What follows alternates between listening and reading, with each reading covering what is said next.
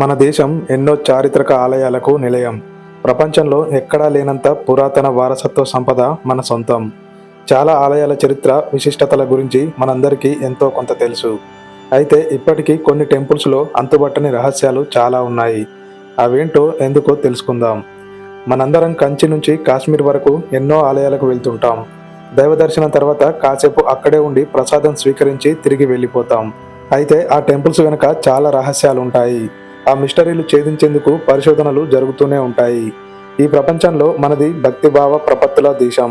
64 కోట్ల దేవుళ్ళు, దేవతలు నడయాడే పవిత్ర భూమి. అందుకే ప్రతి వీధిలో ఒక గుడి ఉంటుంది. అయితే అన్ని గుళ్ళు ఒకేలా ఉండవు. కొన్ని వైవిధ్యంగా ఆశ్చర్యం కలిగిస్తాయి. కొన్నింటి చరిత్ర నమ్మశక్యం కాదు. అసలు ఇలాంటి ఆలయాలు కూడా మన దేశంలో ఉన్నాయా అనిపిస్తుంది. వాటి విశేషాలు తెలుసుకుంటే ఇంకొన్ని గుళ్ళైతే వాటిలో జరిగే ఆచారాలు, సాంప్రదాయాలను చూసి ముక్కన వేలేసుకుంటాం. ఇవన్నీ ఒక ఎత్తైతే 2000 ఏళ్లకు పైగా చరిత్ర ఉన్న పురాతన ఆలయాల ప్రాశస్త్యం అంతా ఇంత కాదు. మరి ఆ ఆలయాల గురించి సింపుల్గా తెలుసుకుందాం. వాటిలో రకరకాల రహస్యాలను తెలుసుకొని కాసేపు ఆశ్చర్యపోదాం. వీలైతే ఆ ఆలయాలకు వెళ్ళినప్పుడు ఆ రహస్యాలను విశ్లేషించవచ్చు. రాజస్థాన్లోని మెహందీపూర్ బాలాజీ టెంపుల్. దెయ్యాలు, భూతాలు, పిశాచులు, చేతబడుల వంటివి వదిలిపోవాలంటే ఏం చేయాలి అని రాజస్థాన్ జనాన్ని అడిగితే వాళ్ళు చెప్పే సమాధానం మెహందీపూర్ బాలాజీ ఆలయానికి వెళ్ళమని. దౌసా జిల్లాలో ఉంది ఈ టెంపుల్. రోజు వేల మంది భక్తులు అక్కడికి వెళ్తుంటారు. వాళ్ళు చూపించే భక్తి భరించలేని విధంగా ఉంటుంది. కొందరు సలసలా కాగే నీళ్లను ఒంటిపై పోసుకుంటారు. ఇంకొందరు ఉరివేసుకున్నట్లు వేలాడతారు. మరికొందరైతే గొలుసులతో కట్టేసుకుని తలను గోడకేసి కొట్టుకుంటారు. ఇదంతా ఎందుకంటే తమను దెయ్యాలు వదిలిపోవాలని అంటారు. పూజారులే దగ్గరుండి ఇలాంటివి చేయించడం బహుశా దేశంలో ఈ ఒక్క గుడిలోనే కావచ్చు. అన్నట్టు ఇక్కడ ప్రసాదం కూడా ఇవ్వరు. ఆలయం నుంచి వెళ్ళిపోయేటప్పుడు వెనక్కి తిరిగి చూడకూడదట. అలా చూస్తే దెయ్యాల్ని తమలోకి రమ్మని పిలిచినట్లట. ఇది నిజమా కాదా అంటే ఎవరి నమ్మకాలు వాళ్ళవి. కేరళలోని కొడుంగల్లూర్ భగవతి టెంపుల్. సాధారణంగా మనం దేవుణ్ణి కీర్తిస్తాం. అదే ఈ టెంపుల్కి వెళ్తే మాత్రం తిట్టాల్సిందే.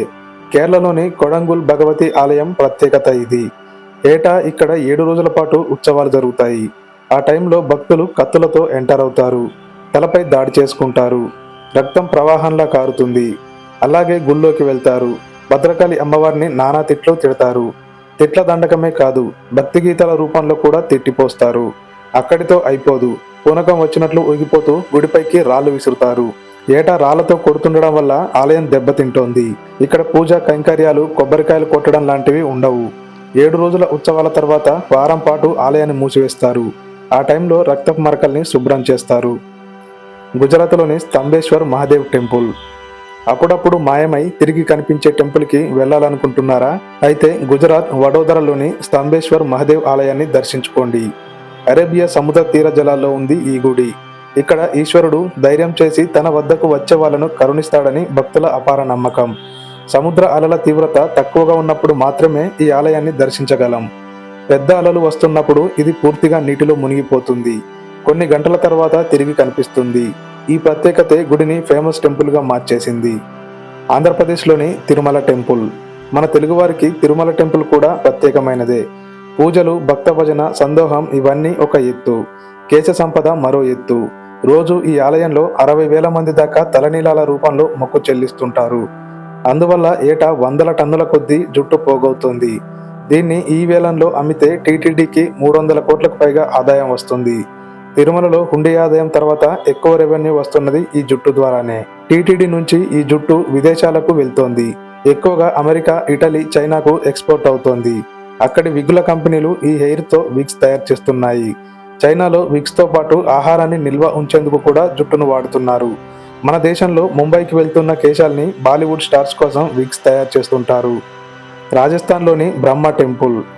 హిందూ పురాణాల ప్రకారం త్రిమూర్తుల్లో ఒకడైన బ్రహ్మకు ప్రపంచవ్యాప్తంగా ఉన్నది ఒకే ఒక్క ఆలయం. అదే రాజస్థాన్ పుష్కర్లోని బ్రహ్మ ఆలయం. క్రీస్తు శకం 14వ శతాబ్దంలో దీన్ని నిర్మించారు. ఔరంగజేబు మన దేశాన్ని పాలించిన సమయంలో చాలా హిందూ దేవాలయాలు ధ్వంసమైనట్లు చరిత్ర చెబుతోంది. ముఖ్యంగా పుష్కర్లో ఆలయాలు పూర్తిగా దెబ్బతిన్నాయి. అయితే బ్రహ్మాలయం మాత్రం చెక్కు చెదరలేదు. ఔరంగజేబు అనుచరులు ఎవరూ దాన్ని టచ్ చేయలేకపోవడం విశేషం. పాలరాయితో చెక్కిన ఆ ఆలయం లోపలి గోడలకు భక్తులు సమర్పించిన విరాళాలతో సేకరించిన వెండి నాణేలు అమర్చారు. ఈ టెంపుల్ దీని చుట్టూ ఉన్న వాతావరణం ఆహ్లాదకరంగా ఉంటుందన్నది భక్తుల మాట. రాజస్థాన్లోని ర్యాట్ టెంపుల్. రాజస్థాన్ బికనూర్కి 30 కిలోమీటర్ల దూరంలో ఉంది ఓ విచిత్రమైన గుడి. అదే దేశ్నాక్లోని కార్నీమాత టెంపుల్. ఇక్కడి ప్రత్యేకత ఏంటంటే ఎలుకల్ని పూజిస్తారు. దుర్గాదేవికి ప్రతిరూపమైన కార్నీమాతను ఎలుకల్లో చూసుకుంటారు ఇక్కడి భక్తజనం. అందుకే ఈ ఆలయంలో ఎలుకలు స్వేచ్ఛగా తిరుగుతాయి. భక్తులు వాటికి పాలు, ఇతర ప్రసాదాలు పెడతారు. బికనూర్ పర్యటనకు వెళ్లే టూరిస్టులు తప్పనిసరిగా ఈ ఆలయాన్ని దర్శిస్తారు. ఎందుకంటే ఎలుకలకు పూజ చేయడం అన్నది అరుదైన విషయం. చాలా మందిని వాటిని వీడియోలు తీసుకుంటారు. పాల చుట్టూ రౌండ్గా మూగి ఎలుకలు మిల్క్ తాగుతుంటే ఆ దృశ్యాల్ని కెమెరాల్లో బంధిస్తారు. వారణాసిలోని కాలభైరవ్ నాథ్ టెంపుల్. ఏ గుళ్ళోనైనా స్వీటో హాటో ప్రసాదంగా పెడతారు. ఈ టెంపుల్లో మాత్రం మద్యాన్ని ప్రసాదంగా ఇస్తారు. మధ్యప్రదేశ్ ఉజ్జయినిలో శివుడికి ప్రతిరూపమైన కాలభైరవ్ ఆలయం ఉంది. ఇక్కడ నైవేద్యంతో సహా దేవుడికి సమర్పించే ప్రతిదాన్ని మద్యంతోనే తయారు చేస్తారు. అది విస్కీ కావచ్చు లేదా వైన్ కావచ్చు. కాలభైరవుడి నోట్లో ఆల్కహాల్ పూస్తారు. దాన్నే ప్రసాదంగా భక్తులకు ఇస్తారు. మామూలుగా ఆలయాల చుట్టుపక్కల షాపుల్లో పువ్వులు, స్వీట్ల వంటి అమ్మడం కామన్.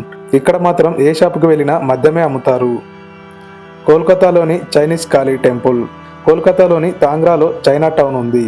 దానికి ఆ పేరు రావడానికి కారణం అక్కడ ఉండే వాళ్ళలో చైనీయులే ఎక్కువ వాళ్ళు కాళీమాతను పూజిస్తారు. అందుకే ఈ ఆలయానికి చైనీస్ కాళీమాత టెంపుల్ అనే పేరు వచ్చింది. మనమైతే అమ్మవారికి నైవేద్యంగా ఏ పులిహోరానో స్వీటో పెడతాం. చైనీయులు నూడిల్స్, చాయ్ సూప్ లాంటివి పెడతారు. అదే ఈ ఆలయం స్పెషాలిటీ. ఆ ఆలయం చుట్టుపక్కల అంతా చైనా ప్రజలే ఉంటారు. కానీ వారు ఆ ఆలయంలో భారతీయ సాంప్రదాయాల్ని పాటిస్తారు. చెప్పాలంటే వారు అటు చైనీయులలా ఇటు భారతీయుల్లా ప్రవర్తిస్తారు.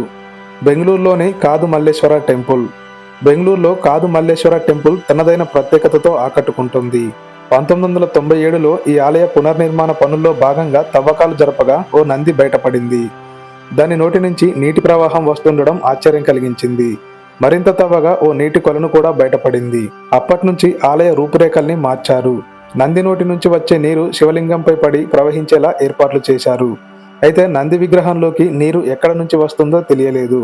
ఈ నీరే ఇక్కడున్న విషభావతి నదికి జీవజలమని నమ్ముతారు స్థానికులు. హిమాచల్ ప్రదేశ్లోని హండిబా టెంపుల్.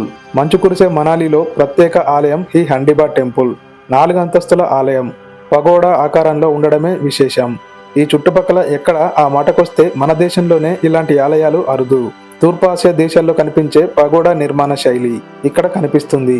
ఈ ఆలయంలో హండిబా దేవి కొలువుదీరి ఉంటుంది. రాక్షసుడైన హండిబా చెల్లెలు ఈమె. కుళ్ళు రాజులు హండిబా దేవిని ఇష్టదైవంగా పూజించేవాళ్ళు. అయితే అమ్మవారి కంటే నిర్మాణ శైలి వల్లే ఈ ఆలయం ప్రత్యేక గుర్తింపు తెచ్చుకుంది. తమిళనాడులోని బృహదీశ్వర టెంపుల్. అద్భుత కళా నైపుణ్యం తమిళనాడు తంజావూరులోని బృహదీశ్వర ఆలయం సొంతం. ఈ టెంపుల్లో ఎక్కువ భాగం శుద్ధమైన గ్రానైట్ తో నిర్మించారు. ఇదే సైంటిస్టులకు సవాలు విసురుతోంది. ఎందుకంటే ఈ ఆలయానికి చుట్టుపక్కల 60 కిలోమీటర్ల వరకు గ్రానైట్ నిక్షేపాలు, ఆనవాళ్లు లేవు. ఎప్పుడు 1000 ఏళ్ల కిందట ఈ ఆలయాన్ని నిర్మించేందుకు ఎక్కడి నుంచి గ్రానైట్ తీసుకొచ్చారు, ఎలా తీసుకొచ్చారు అన్నది ఆశ్చర్యం. ముఖ్యంగా గోపురం 80 టన్నుల బరువున్న ఏకశిలతో తయారైంది. ఏ క్రేన్లు లేకుండా ఆ బారిశలను అంత ఎత్తుకు ఎలా చేర్చగలిగారన్నది అంతుబట్టని రహస్యంగా మిగిలిపోయింది. నేపాల్లోని బుద్ధ నీలకంఠ కాతమాండు. ఇది బుద్ధ నీలకంఠ ఆలయం. పేరులో బుద్ధ ఉన్న నిజానికి ఇది మహావిష్ణువు వెలిసిన ఆలయం. బుద్ధ నీలకంఠ అంటే పురాతన నీలపు రంగు విగ్రహం అని అర్థం. ఇది నేపాల్లోని కాఠ్మండు లోయలో ఉంది. ఈ ఆలయంలో త్రిమూర్తులలో ఒకడైన శ్రీ మహావిష్ణువు ఆదిశేషుని పైన శయనమూర్తిగా మనకు దర్శనమిస్తాడు. ఇక్కడున్న విష్ణుమూర్తి విగ్రహం 5 మీటర్ల పొడవైన రాతితో చెక్కి ఉంటుంది.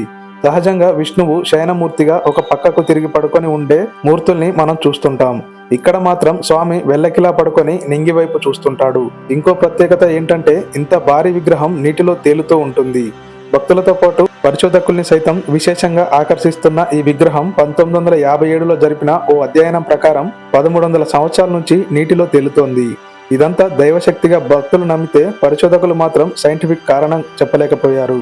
రాజస్థాన్లోని బుల్లెట్ డైటీ. మన దేశంలో సహజంగా విగ్రహాల్ని, ఆవుల్ని, చెట్లను, వానరాల్ని పూజించడం కామనే.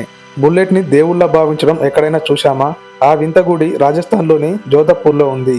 ఇక్కడి రాయల్ ఎన్ఫీల్డ్ బుల్లెట్లను భక్తులు పూజిస్తారు. లిక్కర్ను నైవేద్యంగా సమర్పిస్తారు. ఇలా చేస్తే రోడ్డు ప్రమాదాలు జరగకుండా దేవుడు కాపాడుతాడని ఈ గ్రామస్తుల నమ్మకం. దీని వెనక ఓ నమ్మశక్యం కాని కథ ఉంది. ఈ బైక్ నడిపిన బన్నా ఈ గుడి ఉన్న ప్లేస్లో జరిగిన రోడ్డు ప్రమాదంలో చనిపోయాడు. పోలీసులు బైకును తీసుకెళ్లి స్టేషన్లో పెట్టుకున్నారు. అయితే తెల్లారేసరికి ఈ బైక్ తిరిగి ప్రమాదం జరిగిన ప్లేసులో కనిపించింది.